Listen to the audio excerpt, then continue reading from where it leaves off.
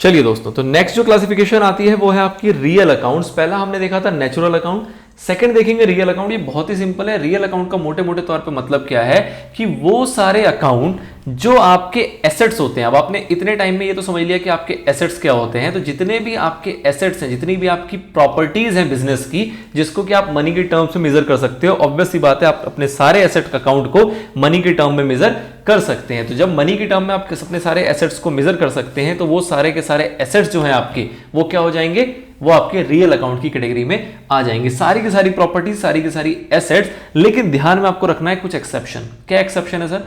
कि real account में आपको मोटे तौर पे कहा जा रहा है कि आपकी सारी प्रॉपर्टीज, और लेमन लैंग्वेज में अगर आपको समझोगे तो आप कहोगे कि जितने भी एसेट्स होते हैं वो सारे के सारे। अब एसेट्स का मतलब क्या हो गया? चाहे आपके वो फिक्स एसेट्स हो, चाहे वो आपके करंट एसेट्स हो, वो आपके रियल अकाउंट में आएंगे। फॉर एग्जांपल, अगर कैश है तो कैश अकाउंट भी क्या है आपका? एक प्रकार का रियल अकाउंट है। और अगर मैं बात करता हूं मशीनरी है तो मशीनरी भी क्या है? एक प्रकार का रियल अकाउंट है। चाहे वो फिक्स एसेट्स हो, चाहे वो करंट एसेट्स हो, वो आपके रियल अकाउंट है। लेकिन यहां पे एक्सेप्शन क्या ध्यान रखना है कि वो वाले एसेट आपके रियल अकाउंट नहीं होंगे जो ऑलरेडी कवर्ड है। कहां पे? पर्सनल अकाउंट में। पर्सनल अकाउंट में कैसे कवर हो जाएंगे सर? तो जैसे कि आपने पर्सनल अकाउंट की पहली कैटेगरी देखी थी, कौन सी वाली? नेचुरल। अब इस नेचुरल में बताओ कौन सा एसेट आता था आपका? आपका एक एसेट आता था डेटर।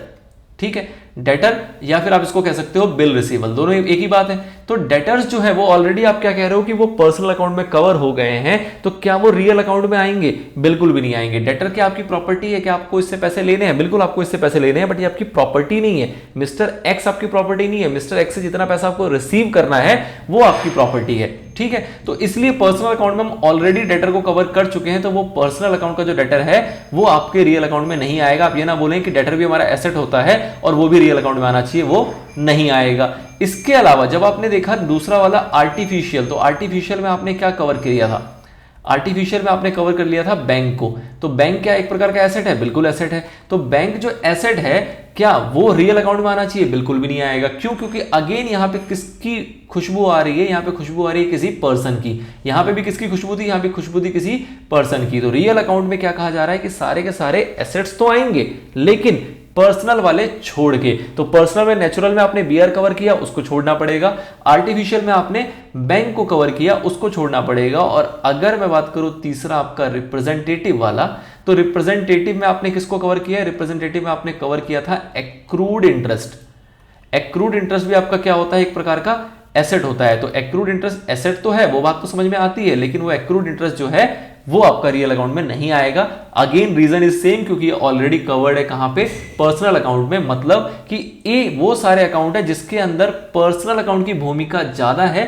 एसेट ये बनते तो हैं लेकिन बाद में बनते हैं। एसेट ये बनते तो हैं लेकिन ये बाद में बनते हैं। पहले क्या है? पहले एक पर्सन है, एक व्यक्ति है, चाहे नेचुरल रूप में, चाहे आर्टिफिशियल रूप में, चाहे रिप्रेजेंटेटिव के रूप में। तो इसलिए ये सारी की सारी चीजें जो हैं, जैसे हम बात करें कोई प्रीपेड रेंट है, प्रीपेड रेंट आपका एसेट तो होता है, लेकिन क्या प्रीपेड रेंट आपका रियल अकाउंट में आएगा? बिल्कुल भी नहीं आएगा। वो किस में जाएगा?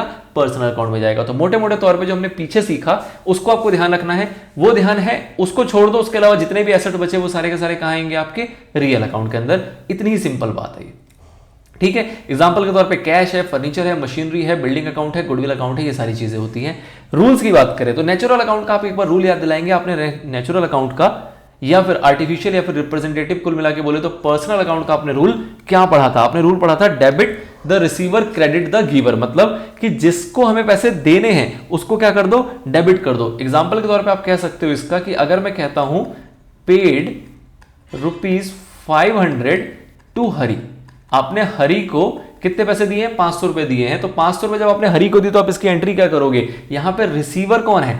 हरी। तो डेबिट द रिसीवर, आपको रिसीवर को डेबिट करना है, मतलब आप हरी को डेबिट करोगे, हरी हो जाएगा डेबिट।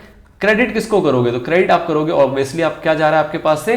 कैश जा रहा है, तो कैश को आप क्रेडिट करोगे। 500 रुपए डेबिट, 500 रुपए क्रेडिट। अब आप ये कहेंगे कि आपने जो रूल पढ़ा उस रूल में आपने क्या देखा? आपने देखा डेबिट द रिसीवर, लेकिन क्रेडिट किसको करना है वो नहीं पता। डेबिट द रिसीवर ही तो पता है, वो तो आप कह रहे हो कि पे किया है तो कैश ही गया होगा तो कैश को क्रेडिट कर दो, लेकिन कैश को ही क्रेडिट क्यों करते हैं? इसका कौन सा रूल है? तो जब आपने ये डेबिट की आधी चीज सीखी, बाकी आधी चीज आपको कहां सीखने को मिलेगी? किसी और रूल के अंदर, जैसे कि आपका रियल अकाउंट का रूल है। रियल अकाउंट का रूल देखो क्या कहता है, ये कह रहा है rule for recording a transaction in real account is debit what comes in, credit what goes out. मतलब जो भी आपके पास आ रहा है उसको डेबिट करो और जो भी आपके पास से जा रहा है वो क्रेडिट करना है। तो अब इसको इसी रूल में अप्लाई करो, इस वाली बात को इस एग्जांपल में अप्लाई करेंगे अगर, तो इस एग्जांपल में क्या था, पेड 500 टू हरी, हमने कहा डेबिट द रिसीवर, तो हरी आपका डेबिट हो गया, लेकिन आपके पास से जा क्या रहा है, कैश। और ये रूल क्या कहता है, credit what goes out. Cash क्या है, रियल अकाउंट है, बिल्कुल, तो रियल अकाउंट का रूल लगेगा, बिल्कुल लगेगा। और रियल अकाउंट का रूल क्या कह रहा है कि भैया जो आपके पास से जाएगा उसको क्रेडिट करना है। आपका कैश जा रहा है तो कैश क्रेडिट आपको करना पड़ेगा, तो हरी अकाउंट डेबिट टू कैश 500। तो ये कैश क्रेडिट क्यों हो रहा है, इसमें रियल अकाउंट का रोल है। ये हरी डेबिट क्यों हो रहा है, इसके अंदर आपका पर्सनल अकाउंट का रोल है। तो इस तरीके से जो भी तीनों, अभी तो ये दो एग्जांपल देख रहे हैं, जब तीसरा रूल आप समझोगे तो इन तीनों रूल्स को आप मर्ज करोगे तो आपको पता लगेगा कि किसको डेबिट करना है, किसको आपको क्रेडिट करना है। ठीक है, चलिए now according to this rule, whenever any property comes in, कोई भी प्रॉपर्टी आपके पास आएगी, जैसे कि कैश रिसीव हो रहा है तो आप उसको डेबिट करोगे। फर्नीचर रिसीव, जैसे कि आप फर्नीचर जब आप लेते हो, फर्नीचर परचेज करते हो तो एंट्री क्या होती है आपकी, फर्नीचर डेबिट टू कैश। अब क्या हुआ, क्या आया, फर्नीचर, इसलिए इसको डेबिट कर दिया, और क्या गया, कैश, तो इसलिए उसको क्रेडिट कर दिया। दोनों ही रियल अकाउंट है, फर्नीचर भी रियल अकाउंट है और कैश भी रियल अकाउंट है। फर्नीचर आ रहा है तो डेबिट और कैश जा रहा है तो क्रेडिट। तो इस तरीके से ये काम करता है कि जो भी प्रॉपर्टी आपके पास आ रही है उसको डेबिट करते हैं, और अगर कोई प्रॉपर्टी आपके पास से जा रही है तो उसको आप क्रेडिट करते हो। ऑब्जेक्टिव क्या है, ऑब्जेक्टिव ये है कि आपके पास कितनी प्रॉपर्टी है एट द एंड, जो कि आपकी फाइनेंशियल पोजीशन बता पाए, वो पता लगाना इसका ऑब्जेक्टिव है। कि एक टाइम के बाद, जैसे कि आपके पास बहुत सारे फर्नीचर आए होंगे पूरे साल में और बहुत सारे फर्नीचर आपने बेचे भी पूरे साल में, अंततः 31 मार्च को जब साल खत्म हुआ आपका, तो 31 मार्च को आपकी फर्नीचर की वैल्यू कितनी है वो कैसे पता लगा पाएंगे। तो ऑब्वियस सी बात है, जितने फर्नीचर आए होंगे वो आपने डेबिट किया होगा, जितने फर्नीचर गए होंगे वो क्रेडिट किया होगा। डेबिट में से क्रेडिट को माइनस करोगे, जो बैलेंस बचेगा वो किसका होगा, डेबिट का होगा। डेबिट का क्यों होगा, क्योंकि फर्नीचर एक एसेट है और एसेट का बैलेंस हमेशा डेबिट में रहता है। तो जो भी ये बैलेंस होगा ये आपका क्लोजिंग बैलेंस माना जाएगा फर्नीचर का। तो ये पर्पस है कि फाइनेंशियल पोजीशन जब हमें पता लगानी होगी तो हम ऐसे ही पता लगा पाएंगे जब हम प्लस माइनस हमने प्रॉपरली किया होगा, कि जो आया है उसको हमने जोड़ा है और जो गया है उसको हमने घटाया है। ठीक है सर। नाउ टाइप्स या फिर क्लासिफिकेशन की बात करें तो रियल अकाउंट को कितने टाइप्स में क्लासिफाई किया जा सकता है। जैसे कि मैंने आपको बताया कि real account is nothing but a asset account. Real account basically क्या है, एक प्रकार का एसेट है। तो जब आपने एसेट की क्लासिफिकेशन देखी थी तो आपने देखा था कि एसेट को दो पार्ट में क्लासिफाई किया जाता है, एक होता है टेंजिबल एसेट्स और दूसरे होते हैं आपके इनटेंजिबल एसेट्स। टेंजिबल वो एसेट्स जिसको आप देख सकते हो, छू सकते हो, महसूस कर सकते हो, और इनटेंजिबल एसेट्स वो होते हैं जिसको हम देख नहीं सकते, छू नहीं सकते, महसूस नहीं कर सकते हैं। तो इसका मतलब क्या हुआ कि सेम रूल यहां पे लगेगा। यहां पे एक बनेगा टेंजिबल रियल अकाउंट और एक बनेगा intangible real account. Tangible real account के अंदर वो सारे एसेट्स कवर होंगे जो कि आपके देखे जाते हैं, मतलब कि tangible real accounts are the accounts of those things which can be touched, felt, measured, purchased, sold. इस टाइप की जिसमें फीचर्स होंगे वो सारे के सारे आपके टेंजिबल हैं। एग्जांपल कैसे हो सकता है, cash account, stock account, furniture account, land account और बिल्डिंग अकाउंट। इस टाइप की जो भी आपके टेंजिबल एसेट्स हैं, टेंजिबल फिक्स एसेट्स हैं, वो सारे के सारे आपके क्या हैं, टेंजिबल रियल अकाउंट में कवर होंगे।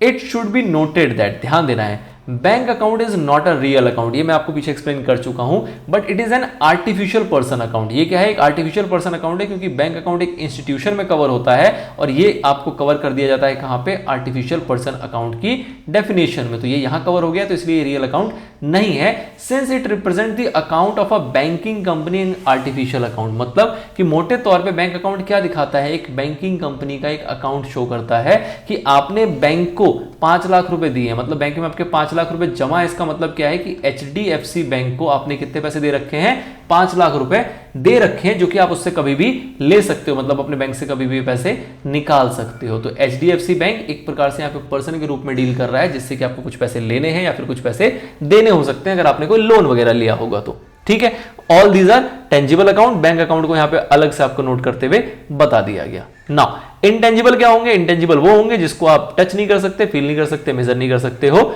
मतलब कि वो सारी चीजें जिसको आप छू नहीं सकते हो, महसूस नहीं कर सकते हो, लेकिन क्या उसकी मेजरमेंट कैश में की जा सकती है, मतलब मनी में की जा सकती है, बिल्कुल अगर मनी में नहीं की जाएगी तो वो हमारे अकाउंटिंग में आएगा ही नहीं। ऐसा कोई एसेट ही नहीं है जिसको कि हम मनी में मेजर ना कर सकें और उसको भी अपने अकाउंट्स में लेके आएंगे। तो ये सारे मनी में मेजर तो हो सकते हैं, लेकिन इसके अंदर टच करने के फीचर्स नहीं होते हैं, इसको आप देख नहीं सकते हो, टच नहीं कर सकते हो। एग्जांपल आपने पीछे देखे हुए हैं, goodwill account, patents account, trademarks account, copyright account, इस टाइप के जितने भी आपके एसेट्स होते हैं, जितने भी इस टाइप के आपके इंटेंजिबल फिक्स एसेट्स होते हैं जिसको आप देख छू नहीं सकते हो, वो आपके इंटेंजिबल रियल अकाउंट के रूप में कवर होते हैं। क्या टेंजिबल रियल अकाउंट का रूल अलग है, इंटेंजिबल रियल अकाउंट का रूल अलग है? बिल्कुल भी नहीं, रूल दोनों के सेम है, बट इसकी क्लासिफिकेशन दी गई। इस क्लासिफिकेशन की जरूरत कहां पड़ेगी? जब आपको कुछ चार ट्रांजैक्शंस दिए होंगे और आपसे कहा जाएगा कि छांट के बताओ कि कौन सा रियल है, कौन सा पर्सनल है, कौन सा नॉमिनल है, और जब आप रियल बता दोगे तो आपसे फर्दर पूछा जाएगा कि बताओ कौन सा टेंजिबल रियल है और कौन सा इनटेंजिबल रियल है। तो बहुत इजीली आप इसको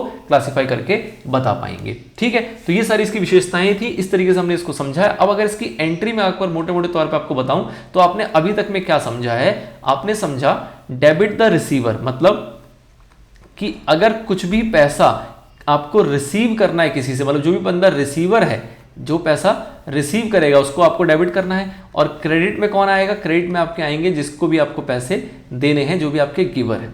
ठीक है, नाउ डेबिट में दूसरा आपने क्या देखा? डेबिट व्हाट कम्स इन, कुछ भी आपके पास अगर आएगा, कोई भी आपके पास एसेट आ रहा है तो उसको आपको क्या करोगे? डेबिट करोगे। और क्रेडिट में क्या करोगे? कोई भी आपके पास से एसेट अगर जाएगा तो उसको आप क्या करोगे? क्रेडिट करोगे। ये अभी तक का रूल आपके समझ में आया होगा। ये आपका पर्सनल का था, ये आपका रियल का था। नेक्स्ट पड़ाव पे और आएंगे जहां हम बात करेंगे नॉमिनल के रूल्स की।